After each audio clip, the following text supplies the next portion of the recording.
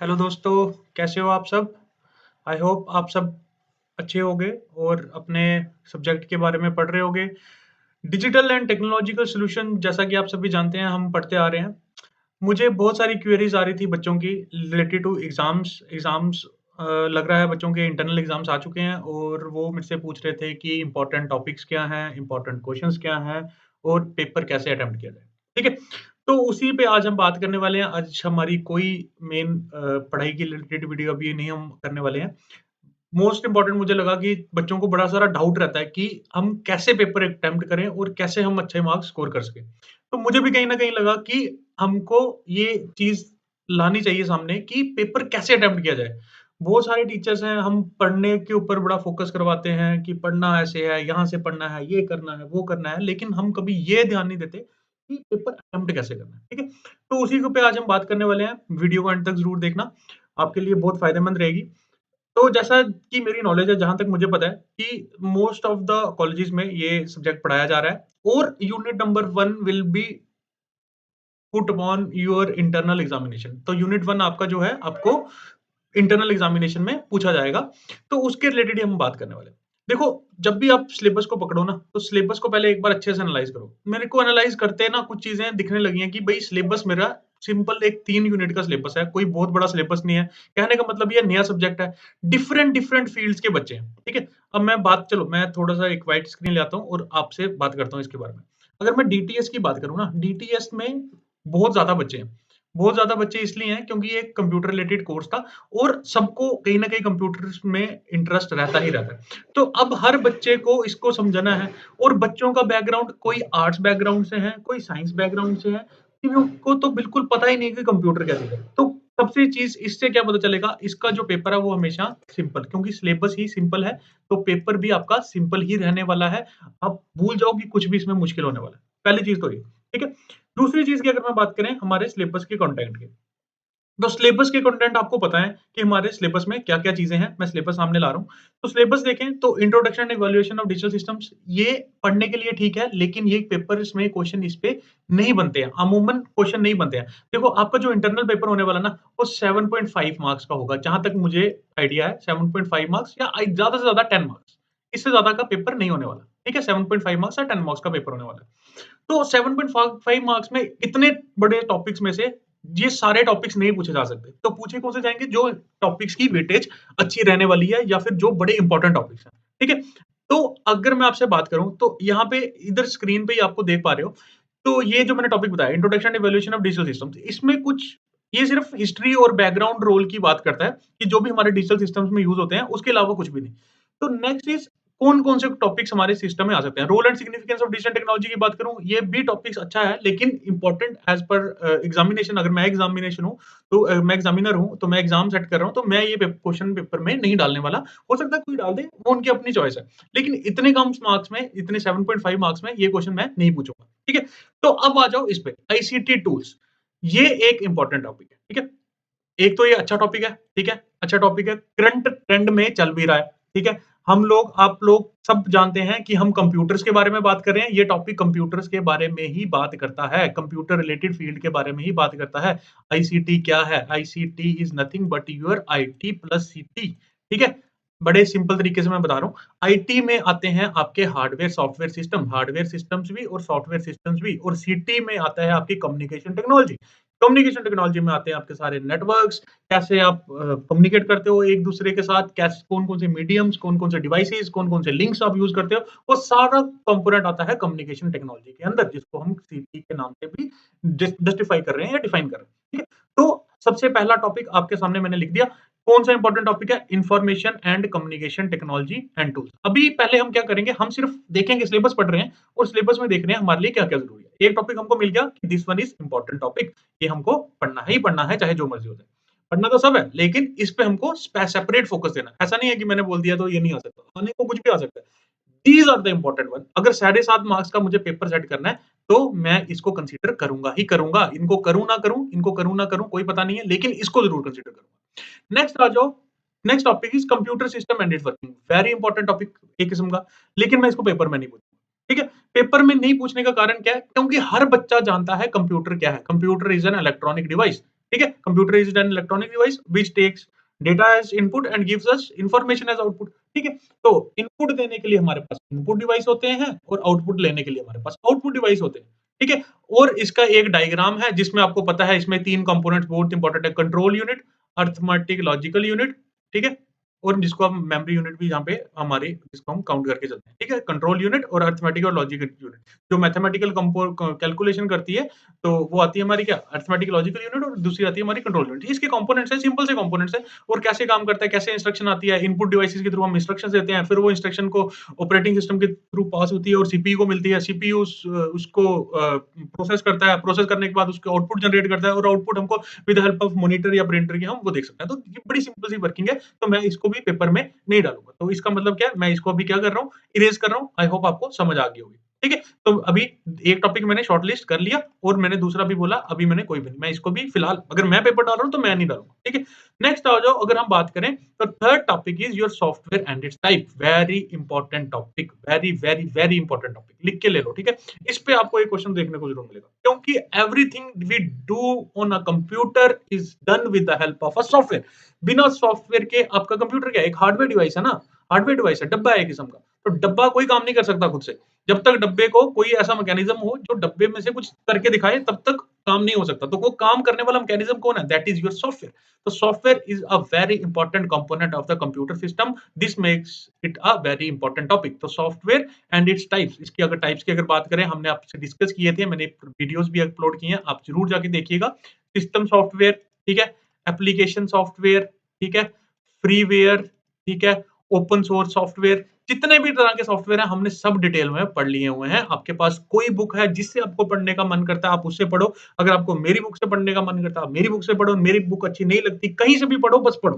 पढ़ना is very important, पढ़ना important है। बाकी कहाँ से पढ़ रहे हो, कैसे पढ़ रहे हो, कोई मायने नहीं रखता। ठीक है, तो इसको मैं अभी इसलिए कर रहा हूँ इरेज, ताकि हमारा टाइम ज्यादा वेस्ट ना हो। तो अभी 7.5 मार्क्स में हमने जस्टिफाई करने की कोशिश की कि हम क्या क्या डालेंगे। तो इधर मैंने ये क्रॉस लगा दिया, मतलब मैं इसको कंसीडर करूंगा। This is a very good and interesting topic. ठीक है, उसके बाद आता है हमारे पास operating system, it's types and function. This is a very very very very important topic. ठीक है, क्योंकि ये सिस्टम सॉफ्टवेयर की ही टाइप है, आपका क्या operating system. Operating system is the type of system software. तो सॉफ्टवेयर में भी है ये चीज और आपका सेपरेट टॉपिक भी है। मतलब एक चीज यहाँ पे भी अवेलेबल है और उसके बाद वो इंडिविजुअली भी अवेलेबल है। मतलब वो यहाँ पे तो इंपॉर्टेंट थी और अलग से है, तो मतलब उसकी इंपॉर्टेंस क्या होगी, और बढ़ गई। तो operating system is the core component of the computer system. इसके बिना तो कंप्यूटर से काम लेना तो सरदर्दी है हमारे लिए। ऐसा नहीं है कि हम ऑपरेटिंग सिस्टम के बिना कंप्यूटर से काम नहीं करा सकते, करवा सकते हैं। ये बड़े लोगों को डाउट है कि ऑपरेटिंग सिस्टम नहीं होगा तो काम नहीं करेगा।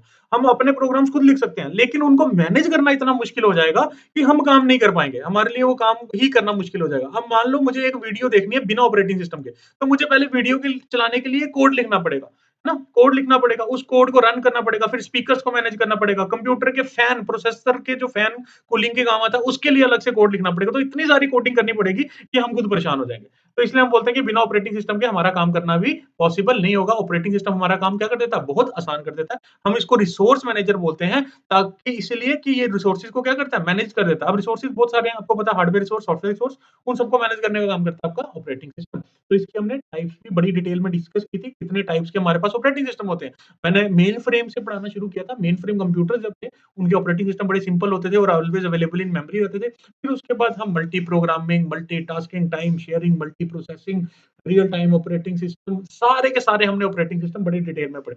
Clustered operating system, distributed operating system, हमारे पास अब नई नई टाइप्स भी आ रही हैं, लेकिन 5-6 टाइप्स हैं जिनको आपको बड़े अच्छे से पता होना चाहिए, वो उसके बारे में मैं अभी डिस्कस करूंगा। ठीक है, तो अभी हम क्या कर रहे हैं, सिर्फ देख रहे हैं इंपॉर्टेंट टॉपिक्स हमारे पास कौन से। तो अभी तक हम पहुंच गए, एक मिल गया हमको ये information and communication technology and tools, दूसरा सॉफ्टवेयर एंड इट्स टाइप्स, तीसरा ऑपरेटिंग सिस्टम, इसके टाइप्स और फंक्शन। ठीक है, फंक्शन क्या होते हैं, ये हार्डवेयर रिसोर्सेज को मैनेज करता है, रिसोर्स मैनेजर का काम करता है, process management, memory management, file management, सारे जितने मैनेजमेंट के काम आपको याद आते हैं सब लिख दो, सब लिख दो।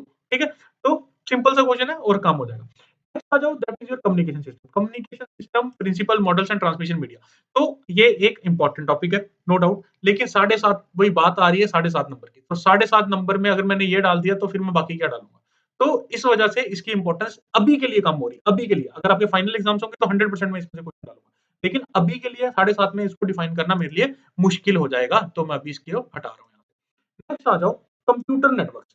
तो computer networks is again a very very important topic, लेकिन बस बात फिर वही आ रही है ना कि इसमें से हम क्या करें, कैसे प्रोग्राम या कैसे प्रोसेस को जस्टिफाई करेंगे। तो अब मैं बताता हूँ क्या कर सकते हैं। एक तरीका जो मुझे लगता है जो आ सकता है, हो सकता है आपसे ट्रांसमिशन मीडिया पे क्वेश्चन पूछ लिया जाए। कंप्यूटर में ट्रांसमिशन मीडिया पे क्वेश्चन पूछ लिया जाए, तो ट्रांसमिशन मीडिया ज़रूर करके जाना, ठीक है? मैं प्रिंसिपल एंड मॉडल्स के लिए नहीं बोल रहा, सिर्फ ट्रांसमिशन मीडिया के लिए बोल रहा हूँ। इसमें आता है हमारे पास वायर्ड और वायरलेस, ठीक है? वायर्ड और वायरलेस। वायरलेस में आता है आपके सैटेलाइट कम्युनिकेशन, ठीक है? और यहाँ पे हमारे पास 3-4 तरह की वायर्स होते हैं, वो पढ़ के जाना। कोएक्सियल केबल होती है, ऑप्टिकल फाइबर होती है, ठीक है? ये 3-4 वायर्स होती हैं, इनके बारे में डिटेल में पढ़ के जाना। वायर की डेफिनिशन करती क्या है और इसकी एडवांटेज डिसएडवांटेज। अगर मैं इसकी बात करूँ, वायरलेस की इसमें माइक्रोवेव होती है हमारे पास, इंफ्रारेड वेव्स होती हैं, रेडियो वेव्स होती हैं, बस इन 3 के बारे में पढ़ के जाना, इनके एडवांटेज और डिसएडवांटेज। बस इससे ज़्यादा कुछ भी नहीं। तो इसमें से मैंने आपको बता दिया कि क्या इंपॉर्टेंट रहने वाला है, ठीक है? तो ट्रांसमिशन मीडिया पढ़ोगे, कंप्यूटर नेटवर्क्स की एक डेफिनिशन पढ़ के जाओगे। मैं बिल्कुल क्लियर भाषा में बता रहा हूँ, इससे सिंपल मेरे से नहीं हो पाएगा। अगर आपको फिर भी कॉम्प्लेक्स लग रहा है, तो मुझे कमेंट करना, फिर मैं और कोशिश करूँगा कि मैं कैसे सिम्प्लीफाई कर सकूँ चीज़ों को। तो कंप्यूटर नेटवर्क्स की आप क्या पढ़ के जाओगे? एक अच्छी-सी डेफिनिशन पढ़ के जाओगे, जो बिल्कुल प्रिसाइज़ होनी चाहिए और उसमें कोई गलती नहीं होनी चाहिए, ठीक है? तो आई होप इतना तो सब कर लेंगे। और दूसरी चीज़, आपको टाइप्स ऑफ नेटवर्क पढ़ के जाना है। टाइप्स ऑफ नेटवर्क पढ़ के जाना है। Types of network. इसके अंदर आपके आते हैं लैन, मैन और वैन। आपके सिलेबस के लिए इतना काफ़ी है, ठीक है? LAN stands for local area network, MAN stands for metropolitan area network और वैन stands for wide area network, ठीक है? तो ये आ गया आपका क्या? ये 3 चीज़ें और ये कंप्यूटर नेटवर्क्स की एक डेफिनिशन आप पढ़ के जाओगे। तो अभी के लिए मैं इसको भी क्या कर रहा हूँ, इरेज़ कर रहा हूँ, ताकि आपको पता चल जाए, गंद ज़्यादा-सा ना दिखे और आपको पता चल जाए कि क्या-क्या पढ़ना है। तो कंप्यूटर नेटवर्क्स ये भी एक आपका इम्पोर्टेंट टॉपिक, और इसके साथ एक एक डेफिनिशन पढ़ोगे इसकी आप, और दूसरी चीज़ आप इसके नेटवर्क की types of network, LAN, MAN और वैन, ठीक है? तो इन अब जो नीचे वाली एप्लीकेशंस हैं, इनको ध्यान से देखना। अगर मुझे 7.5 में जस्टिफाई करना है ना, तो इसका आप क्या पढ़ के जाओ, चाहे आप इसको ना पढ़ के जाओ। देखो, इंटरनेट के बारे में सबको कांसेप्ट है कि इंटरनेट क्या होता है और इसकी एप्लीकेशंस, हम सब एप्लीकेशन लिख सकते हैं। आप ईमेल कर सकते हो, आप नेटवर्क कॉलिंग कर सकते हो, आपकी सोशल मीडिया को यूज़ कर सकते हो, आप बी2बी ट्रेड कर सकते हो, आप लेटेस्ट अपडेट्स देख सकते हो वेदर की, वेदर फोरकास्टिंग ईज़ी हो चुकी है, आप railway, train, air tickets book कर सकते हो। तो ये सारी क्या एप्लीकेशन है। तो मतलब इसको पढ़ के भी ना भी जाओ, फिर भी आप ये सब लिख सकते हो। ये बड़ी आसान चीज़ें हैं। www वर्ल्ड वाइड वेब किसने बनाई थी वो पता होना चाहिए, कब बनी थी वो पता होना चाहिए। बस वेब ब्राउज़र जिसको यूज़ करके हम क्या करते हैं, इंटरनेट को एक्सेस करते हैं, ठीक है? जैसे आपका मोज़िला, जैसे आपका गूगल क्रोम, जैसे आपका ब्रेव, जैसे आपका इंटरनेट एक्सप्लोरर, ये सब क्या है? वेब ब्राउज़र्स की टाइप है। वेब ब्राउज़र की, अब समझ रहे हो मैं क्या बता रहा हूँ? मैं बता रहा हूँ सिर्फ इंटरनेट की एक डेफिनिशन पढ़नी है और एप्लीकेशन के बारे में पता होना चाहिए।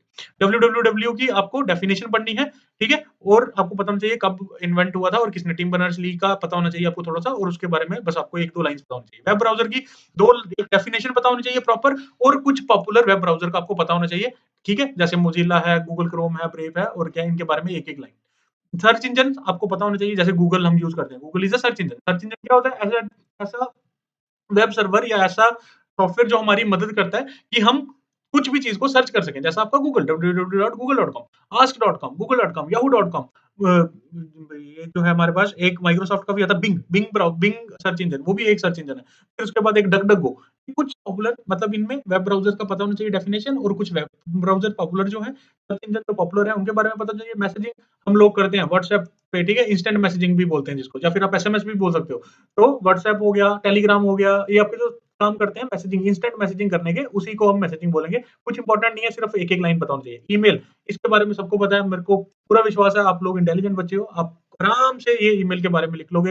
ईमेल का सिर्फ आपको फॉर्मेट, ईमेल की एक डेफिनिशन पता होनी चाहिए, कब बनी, कब स्टार्टिंग कब से हुई, 1990s की बात है, वो लिखना है, ठीक है? और उसके बाद आपको ईमेल का सिंटैक्स पता होना चाहिए, स्ट्रक्चर पता होना चाहिए। एक टू होता है, ठीक है? ठीक है, सबसे पहले टू, और एक ऊपर फ्रॉम होता है, फ्रॉम फ्रॉम और नीचे फिर टू, फिर उसके बाद सब्जेक्ट, उसके बाद आती है आपकी बॉडी, बॉडी के बाद आता है आपका अटैचमेंट, ठीक है? बस ये ईमेल का स्ट्रक्चर आपको पता होना चाहिए, ठीक है? तो ये मैं इसको अभी क्या कर रहा हूँ, इरेज़ कर रहा हूँ। सोशल नेटवर्किंग, फेसबुक, व्हाट्सऐप, जो आप यूज़ करते हो ना, सब भर के आ जाना अच्छे से, पेपर में अच्छे से लिख-लिख के आना, और कोई भी आपका मार्क्स नहीं कटेगा, ठीक है? तो अब मैं इसको सिंपल करूँ, तो हमारे पास एक टॉपिक आ गया information and communication technology tools, important one. ये नहीं छोड़ना है, बिल्कुल रट्टा मार के जाना, जैसे मर्जी, जैसे आपको ठीक लगे समझ के जाओ, पढ़ के जाओ, रट के जाओ, लेकिन जाना है। सॉफ्टवेयर एंड टाइप्स, ये आपने अच्छे से पढ़ के जाना है। इसके type, system software, application software, freeware, open source software, सब पढ़ के जाना है।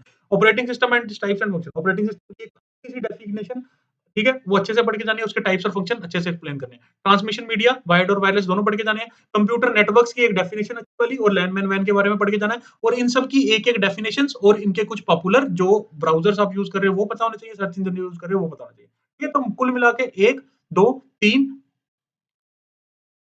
1, 2, 3, 3 टॉपिक्स मेरे पास हैं, 4 और 5, 5 टॉपिक्स मैंने आपके इसमें शॉर्टलिस्ट किए। बाकी मैंने ये छोटी-छोटी डेफिनेशंस मैं गिन नहीं रहा, क्योंकि सिर्फ इसको डिफाइन करना है और आपको याद होना चाहिए। तो इस तरह से आप पूरा का पूरा सिलेबस क्या कर सकते हो, कवर कर सकते हो। चलो, अब मैं आपको थोड़ा-सा बताता हूँ कि पेपर अटेम्प्ट कैसे करना है, ठीक है? नेक्स्ट इस चीज़ पे थोड़ी-सी बात कर लेते हैं, पेपर अटेम्प्ट कैसे करते हैं। बड़ी सिंपल सी भाषा में मैं बताता हूँ। देखो, पेपर के लिए ना, एग्ज़ाम में जो पेपर होता है, उसके लिए सब पढ़ के जाते हैं, सब पढ़ के जाते हैं। कोई एवरेज मार्क्स लेके आता है, कोई फेल हो जाता है और कोई टॉप कर जाता है। ठीक है? देखो, पढ़ के तो ये भी जाएगा कुछ ना कुछ, चाहे जो मर्ज़ी हो जाए। पेपर से पहले तो भई जो पूरे साल नहीं पढ़ा है, वो भी किताब खोल के कुछ समझने की कोशिश करता है, लेकिन उसको उस टाइम समझ नहीं आती, क्योंकि टाइम बहुत बीत गया होता है। ठीक है? तो इसकी अभी तो मैं फेल वालों की बात नहीं करूँगा, क्योंकि उनको स्टार्टिंग से मेहनत करनी चाहिए। तो जो स्टार्टिंग से मेहनत कर रहा है, वो तो फेल होने से रहा। वो कोई भी इस सब्जेक्ट में तो कोई फेल हो ही नहीं सकता। डीटीएस में लिख के ले लो मेरे से, कोई फेल नहीं हो सकता। अगर आप फेल हो रहे हो तो फिर बहुत गलत बात है, बहुत गलत बात है। डीटीएस में कोई फेल नहीं हो सकता। तो एवरेज कौन-से होंगे? बेचारे जिनको पढ़ा, जिन्होंने सब है, बहुत अच्छे से मेहनत की है। हार्ड वर्किंग भी हैं, ठीक है? क्लासेस भी रेगुलर अटेंड करते हैं, ठीक है? हार्ड वर्किंग है, क्लासेस रेगुलर अटेंड करते हैं, अटेंडेंस इनकी पूरी है, और ये मेहनत भी करते हैं। ऐसी बात नहीं है कि ये पढ़ते नहीं है या इनको याद नहीं रहता, सब कुछ रहते हैं, लेकिन इनको अटेम्प्ट करना नहीं आता कि भई हमने करना कैसे है पेपर। कमी कहाँ आती है इनकी अटेम्प्टेशन में। तो टॉपर क्या होता है? इसको सबसे कम आता है, ठीक है? टॉपर वो होता है जिसको मतलब पता सब होता है। इस टॉपर को ना पता सब होता है। पहली बात ये, क्योंकि वो क्लास में बड़ा सीरियस होके बैठता है, मतलब उसको पता है कि टॉपिक क्या-क्या है और कैसे-कैसे काम करते हैं। पर उसकी जो उसको लिखना है ना, वो बड़ा अच्छा आता है। उसको चीज़ों को जस्टिफाई करना बहुत अच्छा आता है। बहुत अच्छे से जस्टिफाई करता है। मैं आपको एग्ज़ाम्पल देता हूँ, अभी आपको क्लियर हो जाएगा। देखो, क्वेश्चन आपको ऐसा आ जाता है, व्हाट इज़ ऑपरेटिंग सिस्टम, ठीक है? Explain it's type and explain it's functions, explain it's functions, explain it's functions, ठीक है? तो ये हो गया हमारा क्वेश्चन। अब जो होते हैं ना एवरेज बच्चा, वो बेचारा क्या करेगा? ऑपरेटिंग सिस्टम क्या है? सिंपल लिखना शुरू कर देगा, इसी में सब कुछ लिख देगा, फंक्शंस भी लिख देगा, टाइप्स भी लिख देगा और सारा पेपर अपना खत्म कर देगा, ठीक है? जो आता है टॉपर, टॉपर बड़ा स्मार्ट होता है, वो क्या करेगा? वो ऑपरेटिंग सिस्टम की एक सुंदर सी डेफिनेशन लिखेगा। ज़्यादा बड़ी नहीं, थोड़ी-सी, डबल कोट्स में, operating system is the resource manager of the computer system. It helps in managing all the resources of the computer system. It manages hardware resource, software resource, everything of the computer. जो भी आपने लिखना है, जो आपको अच्छा लगता है, वो एक छोटी-सी इसकी डेफिनेशन लिख देगा। फिर वो इसके बाद बनाएगा इसकी एक diagram, abstract view of operating system. हम लाइन बोलते हैं ना कि operating system helps other software programs to get installed, मतलब वो एक ऐसा प्लेटफॉर्म प्रोवाइड करता है, software operating system provides platform on which other application programs are installed. तो एक आपको डेफिनेशन और उसके बाद एक क्या बना देगा? डायग्राम बना देगा। डायग्राम कैसे? यहाँ पे हार्डवेयर आ गया, मैं दिखा रहा हूँ आपको, ये टॉपर का पेपर है। हार्डवेयर, यहाँ पे आ जाएगा आपका ऑपरेटिंग सिस्टम, यहाँ पे आ गया आपका ऑपरेटिंग सिस्टम, यहाँ पे आ गया आपके एप्लीकेशन प्रोग्राम्स, ठीक है? यहाँ पे आ जाएँगे आपके एप्लीकेशन प्रोग्राम्स। यहाँ पे एप्लीकेशन प्रोग्राम्स कौन-कौन से? यहाँ पे आ गया एमएस वर्ड, ठीक है? यहाँ पे आ गया आपका कंपाइलर, यहाँ पे आ गया आपका ब्राउज़र और यहाँ पे आ गया ऊपर यूज़र, यूज़र, यूज़र, ठीक है? तो ये डायग्राम आपको बड़े आसानी से मिल जाएगी। मैंने थोड़ी गंदी सी बनाई है, मैं माउस से बना रहा हूँ, माफ़ कीजिएगा। डायग्राम को मत चाहिए, मैंने सिर्फ़ आपको बताने का कोशिश है कि मैं पेपर कैसे अटेम्प्ट करूंगा, ठीक है? तो एक डेफिनेशन 2-3 लाइन की, एक डायग्राम, आधा पेज भर गया, ठीक है?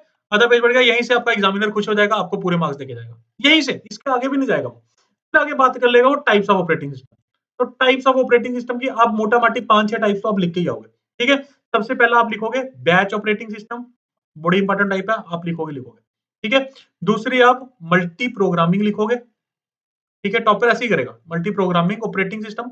थर्ड आप लिखोगे मल्टी टास्किंग या फिर टाइम शेयरिंग ऑपरेटिंग सिस्टम। ठीक है, मैं टाइम शेयरिंग बोलूंगा, मल्टीटास्किंग छोड़ो, टाइम शेयरिंग ऑपरेटिंग सिस्टम। ठीक है, फोर्थ टाइप आप लिखोगे multi processing, multi processing operating system. Fifth type आप लिखोगे embedded operating system, embedded operating system. Six type आप लिखोगे रियल टाइम ऑपरेटिंग सिस्टम। इन सब की आप दो दो लाइंस एक्सप्लेन करके आओगे, बस दो दो लाइंस, तीन तीन लाइंस। ठीक है, उसके एडवांटेज और डिसएडवांटेज, एक लाइन में एडवांटेज, एक लाइन में डिसएडवांटेज, ये कर क्या होगे, टाइप्स भी होगी। फिर लास्ट में आप फंक्शंस ऑफ ऑपरेटिंग सिस्टम, तो ये फंक्शंस आप लिख के आओगे, 5 फंक्शन कम से कम लिख के आना। File management, memory management, process management, disc management, और जो दो तीन नेटवर्क मैनेजमेंट वगैरह, जो जो आपको याद आएगा वो लिख के आ जाना, दो दो लाइन। मैं लिख के गारंटी दे देता हूँ 2.5 मार्क्स के मेरे को लगता है चार क्वेश्चन आएंगे, चार में से आपको तीन करने होंगे। 2.5 एक मार्क्स भी नहीं कटेगा, 100 मार्क्स मिलेंगे।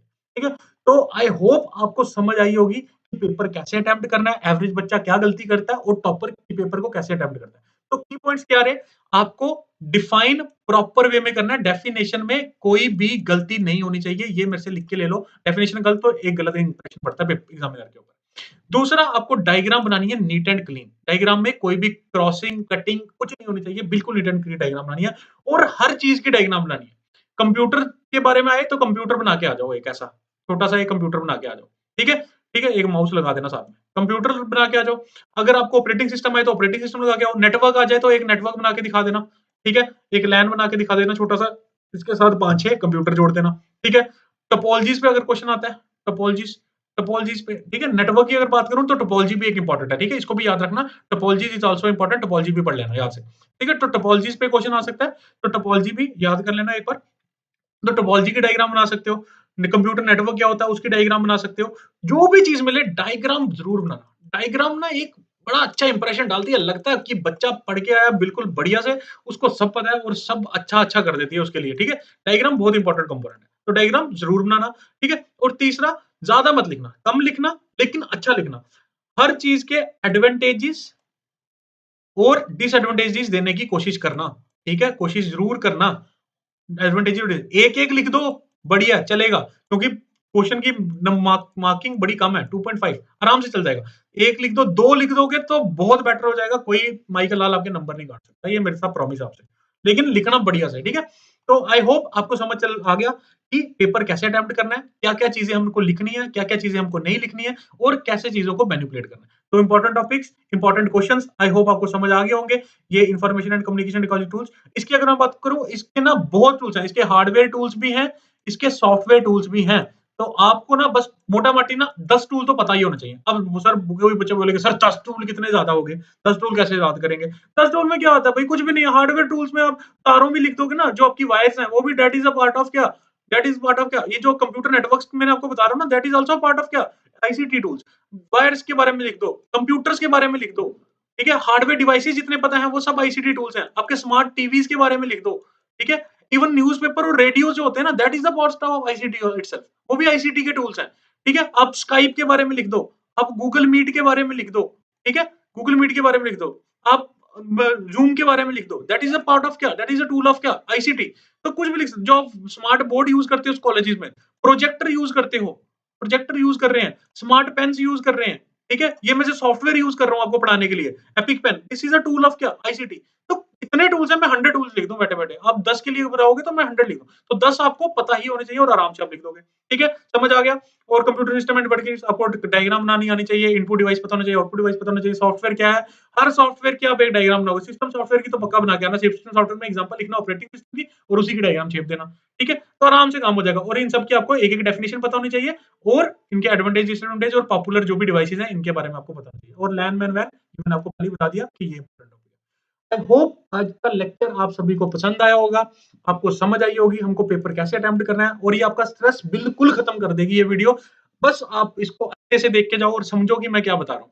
इस वीडियो के लिए ना मैंने अपने एक फ्रेंड से शर्त लगाई है कि हम इसका 100 वीडियो का लाइक रख रहे हैं। तो एटलीस्ट अगर आपको अच्छी लग रहा है कंटेंट तो प्लीज इसको लाइक कर देना। 100 लाइक्स का मेरा इसका टारगेट है at least.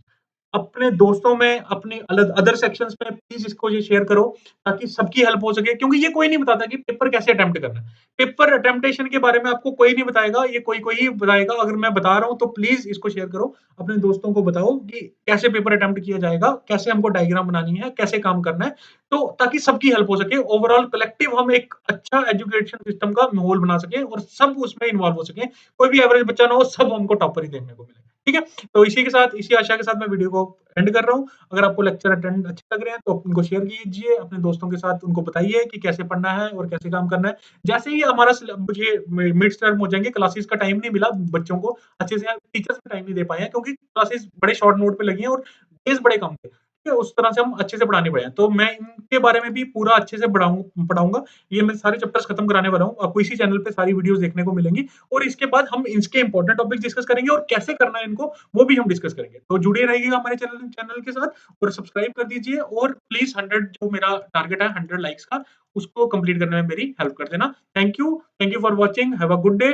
I hope you will perform best in your exam और आप अच्छा अच्छा स्कोर लेके आओगे। सबको all the best. Thank you. Thanks for watching.